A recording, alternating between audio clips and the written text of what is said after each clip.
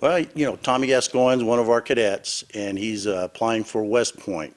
He's already got his letter of assurance, which means he's in. All he needs now is a nomination from congressman or senator. And so our push right now to the community is to ask their help. He's done what he needs to do.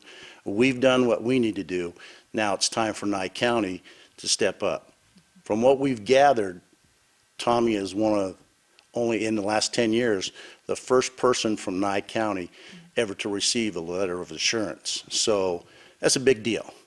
So all of Nye County should be proud of this young man because he's a product of Nye County. He started kindergarten here, and he will graduate here in May 27th, 2016. Well, I'm just applying for my congressional nominations right now. I've already finished my West Point application. I've got my 3 essays done.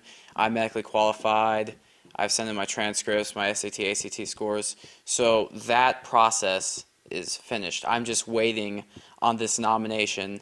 And since I have an LOA, which is a conditional acceptance, and it states when an applicant finishes their application and West Point wants to have them in their class, they send out an LOA, and only 3% of the applying class gets it. So you need a congressional recommendation, right?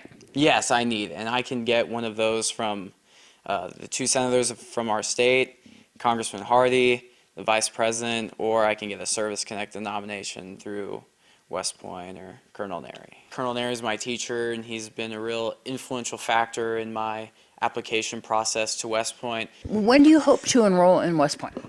After cadet basic training in the summer, I will enroll for my academic year at West Point in August.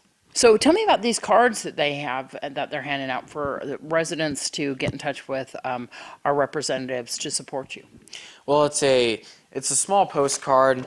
It's got me on it with my stats being an LOA recipient and being top in my class. And then it has a sample letter template if you would like to write the senators or the congressman for me. There's a sample template where you would write. Of course, you can add whatever you want.